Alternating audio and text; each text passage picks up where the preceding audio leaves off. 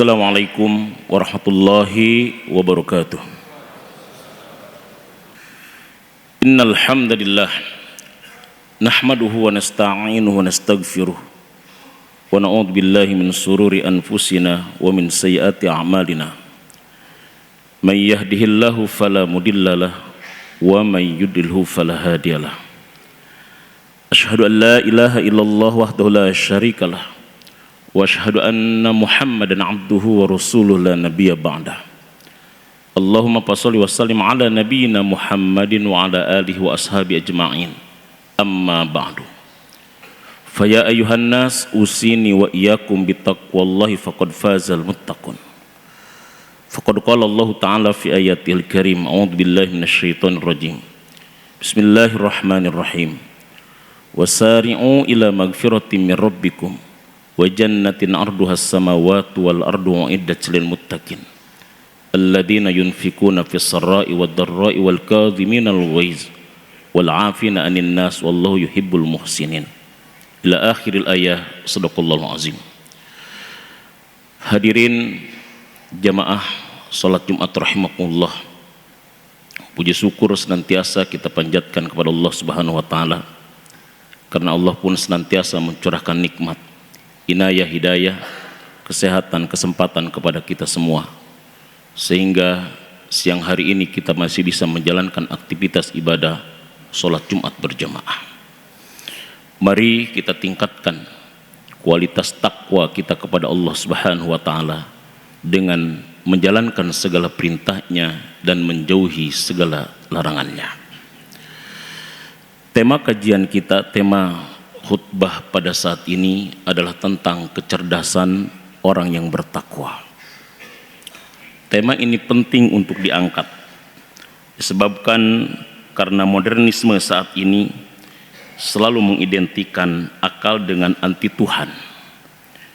Bahkan seorang filosof barat abad 17 beliau mengatakan bahwa tidak disebut orang berakal jika masih menyembah Tuhan. Bahkan dia juga menyimpulkan seseorang atau masyarakat yang masih menyembah Tuhan adalah indikator masyarakat primitif. Sehingga pada saat ini jangan heran ketika banyak generasi muda, bahkan mungkin tua, yang agnostik, yang dia ragu tentang eksistensi ketuhanan. Bahkan dia menganggap agama sebagai penghambat dari sebuah kemajuan. Akan tetapi ketika kita melihat tentang hadis Rasulullah SAW dan perkataan seorang sahabat yang digelari dengan As-Siddiq, justru manusia yang tercerdas menurut Abu Bakar Siddiq adalah manusia yang bertakwa. Inna akyasal kaisi at-taqwa wa inna ahmaqal humuki al-fujur. Manusia yang paling cerdas adalah manusia yang takwa, dan manusia yang paling bodoh adalah manusia yang bergelimang dalam kemaksiatan. Dari Ibnu Umar radhiyallahu an, suatu saat beliau berkeluar bersama sahabatnya. Maka ada seorang pemuda dari Ansor.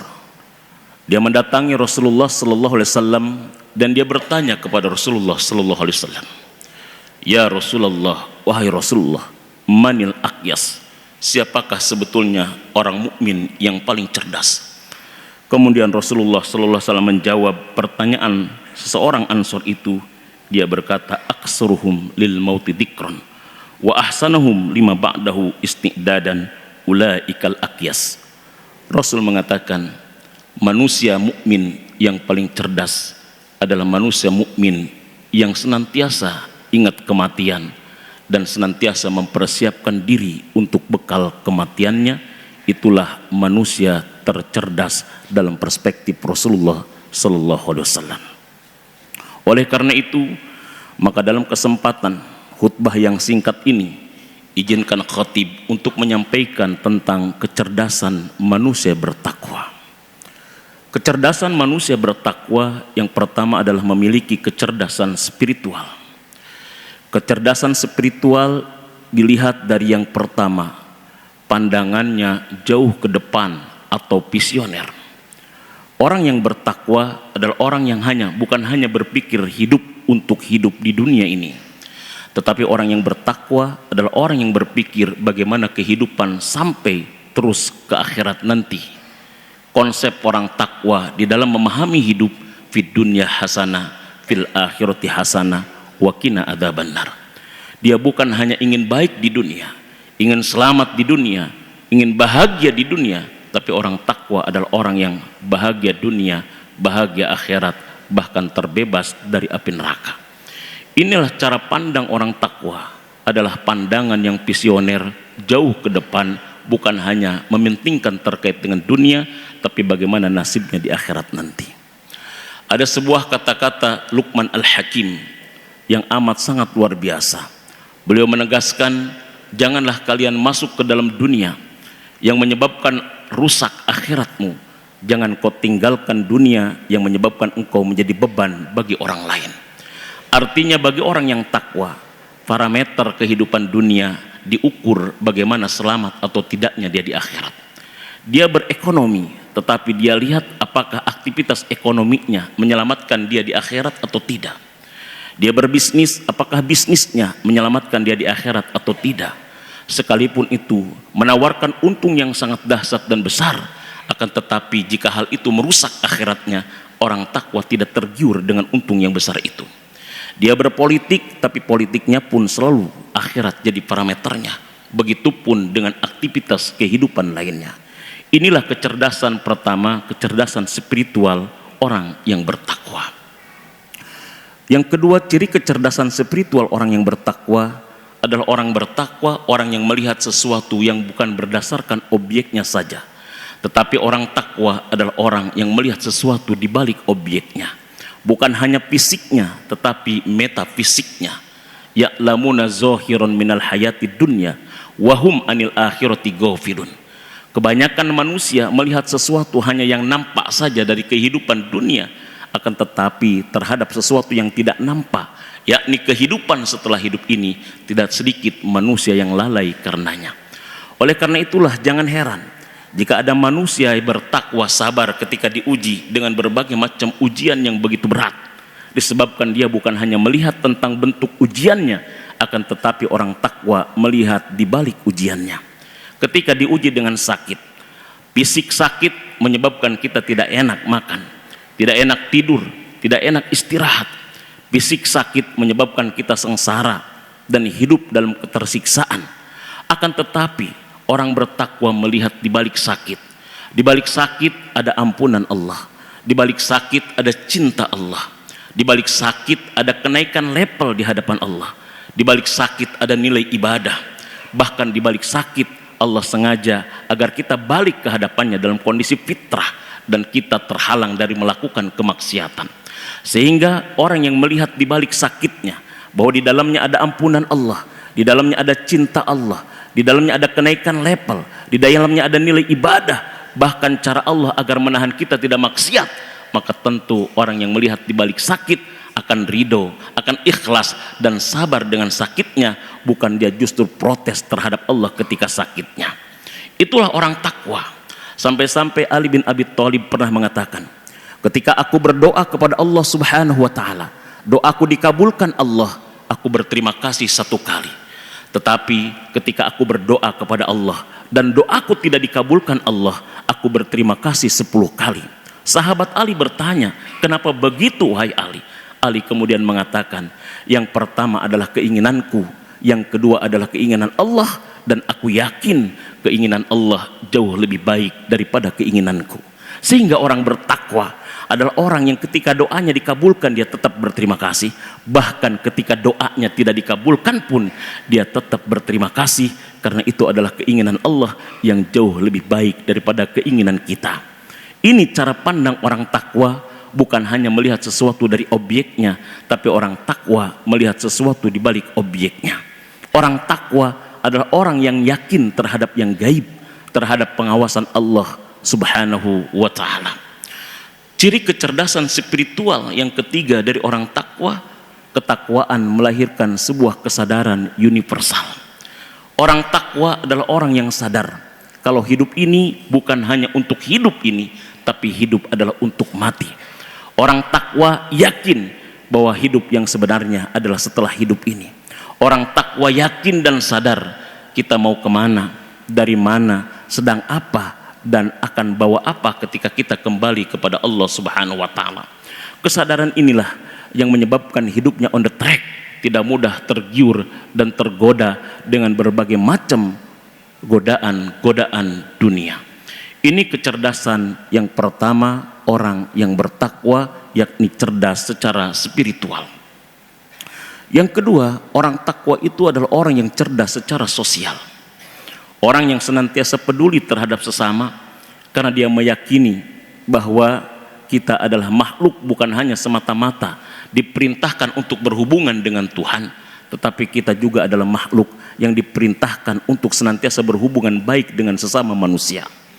Allah menegaskan di dalam Al-Quran surat yang ketiga ayat 112 bahwa penyebab keterpurukan seseorang, kehinaan seseorang, keterbelakangan seseorang disebabkan karena dia tidak baik dalam berhubungan dengan Tuhannya, dan dia juga tidak baik dalam berhubungan dengan sesama manusianya. Duribat alaihimudillah aina ma thuqifu illa bihabli minallah wa hablim minan nas. Selamanya manusia diliputi kehinaan, selamanya manusia diliputi keterpurukan ketika dia tidak melakukan hubungan yang baik dengan Allah maupun hubungan baik dengan sesama manusia.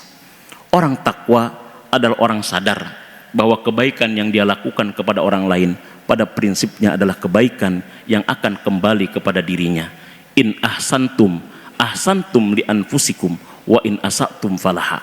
Jika kalian berbuat baik, pada prinsipnya kebaikan itu adalah untuk diri kalian, tetapi jika kalian berbuat buruk, maka keburukan itu kembali kepada kalian. Ada cara pandang yang berbeda antara orang takwa dengan orang biasa. Allah menegaskan di dalam Quran surat 65 At-Tolak ayat yang ke-7. Allah memerintahkan kepada manusia yang memiliki kelapangan rizki untuk senantiasa berinfak. Kita paham terkait dengan ini.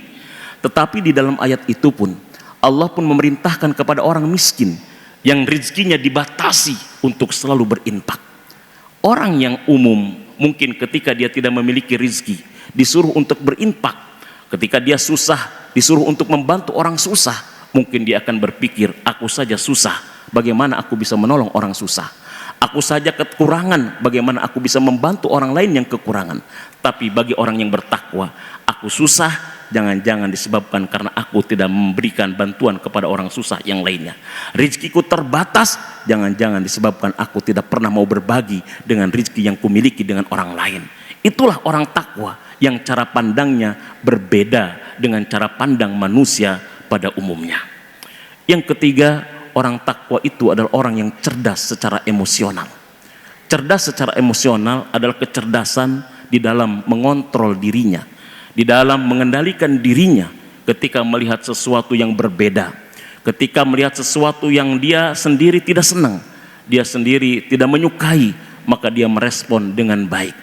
Ayat mengatakan wal kaziminal ghaiz wal afina anin nas wallahu yuhibbul muhsinin.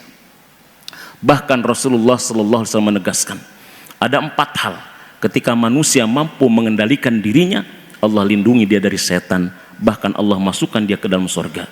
Man malakan nafsahu, orang yang mampu mengendalikan dirinya ketika marah, mampu mengendalikan dirinya ketika dia suka, mampu mengendalikan dirinya ketika dia berselera, mampu mengendalikan dirinya ketika dia berkeinginan. Hadirin jamaah yang dirahmati oleh Allah Subhanahu wa taala, kerusakan yang terjadi di negara kita kadang-kadang bisa disebabkan karena satu dengan yang lain tidak mampu mengendalikan dan mengontrol dirinya. Umat Islam yang satu dengan umat Islam yang lain kadang-kadang ribut, bisa jadi disebabkan karena dia tidak mampu mengendalikan diri ketika merespon sesuatu yang berbeda. Kadang-kadang para pejabat kita melakukan korupsi yang begitu besar-besaran karena dia tidak mampu mengendalikan diri ketika melihat harta yang bukan milik dan haknya. Begitupun tawuran antar pelajar pun sering terjadi karena mereka kadang-kadang tidak mampu mengendalikan diri ketika melihat sesuatu yang berbeda dengan dirinya. Kemampuan mengendalikan diri inilah merupakan kecerdasan orang yang bertakwa yang disebut dengan cerdas secara emosional. Dan kecerdasan yang keempat orang bertakwa adalah cerdas secara intelektual. Hadirin jamaah yang dirahmati oleh Allah Subhanahu wa taala, Orang takwa bukan orang safih. Orang takwa bukan orang bodoh, tapi orang takwa adalah orang yang secara intelektual memiliki kecerdasan yang berbeda dengan yang lainnya. Kenapa ateis? Dia tidak mengakui tentang keberadaan Tuhan, karena ateis tidak mampu menempatkan sesuatu tidak pada tempatnya. Allah ciptakan kita dengan panca indera. Ada indera penglihatan, ada indera pendengaran, ada indera penciuman, ada indera pengecap, perasa, peraba, dan indera lainnya. Ini adalah indera yang memiliki fungsi-fungsi yang berbeda. Akal adalah sesuatu yang bisa digunakan untuk berpikir. Ketika kita melihat keindahan, maka indera mata lah yang berfungsi. Ketika kita ingin mendengarkan sebuah keindahan dan kemerduan suara, maka indera telinga lah yang berfungsi. Akan tetapi ketika kita ingin merasakan cinta, bahagia, maka indera hatilah yang berfungsi. Kita tidak bisa bagaimana mengukur suhu di udara ini dengan kompas walaupun mahal, tetapi kita bisa mengukur suhu di udara ini dengan termometer yang murah pun akan mudah diketahui. Allah itu adalah makhluk gaib. Allah itu adalah sesuatu yang tidak terjangkau akal, yang bukan wilayah akal. Ali bin Abi Thalib pernah ditanya oleh orang-orang Yahudi, "Wahai Ali bin Abi Thalib, apakah engkau pernah melihat Tuhanmu?" Ali mengatakan, "Aku tidak pernah melihat Tuhanku." Orang Yahudi itu mengatakan, "Bagaimana mungkin kau menyembah Tuhan yang tidak pernah engkau lihat?" Ali kemudian membaca sebuah ayat, "La yudrikul absor, wa huwa yudrikul absor, wa huwa latiful khabir." Kata Ali bin Abi Thalib ketika menafsirkan ayat ini, "Tuhanku la yudrikuhul absor, walakin yudrikuhul basirah." Tuhanku tidak bisa dipandang oleh mata fisik, tapi keberadaan Tuhanku bisa dirasakan oleh mata hati. Itulah 4 kecerdasan orang yang bertakwa. Dia cerdas secara spiritual, dia cerdas secara sosial, dia cerdas secara emosional, bahkan dia cerdas secara intelektual. Mudah-mudahan kita termasuk orang yang bertakwa, selamat dunia, selamat akhirat, terbebas dari api neraka. Barakallahu li wa lakum fil Qur'anil azim wa nafa'ni wa iyyakum bima fihi minal ayati wa dzikril hakim. Aqulu qouli hadza fastaghfiru innahu huwal ghafurur rahim. Alhamdulillah. Alhamdulillahilladzi arsala rasulahu bil huda wa dinil haqq liyuzhirahu 'alad dini kullih walau karihal musyrikun. Asyhadu an la ilaha illallah wahdahu la syarikalah wa asyhadu anna Muhammadan abduhu wa rasuluhu la nabiyya ba'dah. Allahumma shalli wa sallim ala nabiyyina Muhammadin wa ala alihi wa ashabi ajma'in. Amma ba'du. Fa ya ayyuhan nas ittaqullaha haqqa tuqatih wa la tamutunna illa wa antum muslimun. Faqad qala Allah ta'ala fi ayatil karim, a'udzu billahi minasy syaithanir rajim. Innallaha wa malaikatahu yusholluna 'alan nabi. Ya ayyuhalladzina amanu sallu alaihi wa sallimu taslima. Allahumma salli ala sayyidina Muhammadin wa ala alihi washabihi ajmain warhamna wa iyyahum birahmatika ya arhamar rahimin. Amin ya rabbal alamin. Allahumma ighfir lil mu'minina wal mu'minat wal muslimina wal muslimat al ahya'i minhum wal amwat innaka sami'un qaribun mujibud da'wat wa ya qadiyal hajat. Allahumma a'izzal islam wal muslimin wa ahlikil kafarata wal musyrikin waj'al wilayatana mimman akhaka wattaqak. Allahumma ansurna al-ikhwanana al-muslimina fi Palestin. Allahumma ansur ikhwanana al-muslimina fi Gaza. Allahumma ansur ikhwanana al-muslimin wal mujahidin fi kulli makan wa kulli zaman. Rabbana hab lana min azwajina wa dhurriyyatina qurrata a'yun waj'alna lil muttaqina imama. Rabbi ij'alna muqimas shalah wa min dhurriyyatina rabbana wa taqabbal du'a. Rabbana zalamna anfusana wa illam taghfir lana wa tarhamna lanakunanna minal khasirin. Rabbana atina fid dunya hasanah wa fil akhirati hasanatan wa qina adzabannar. Ibadallah, innallaha ya'murukum bil adli wal ihsan wa ita'i dzil qurba wa yanha 'anil fahsya'i wal munkar wa la dzikrullahi akbar wallahu ya'lamu ma tasna'un. Aqimussalah.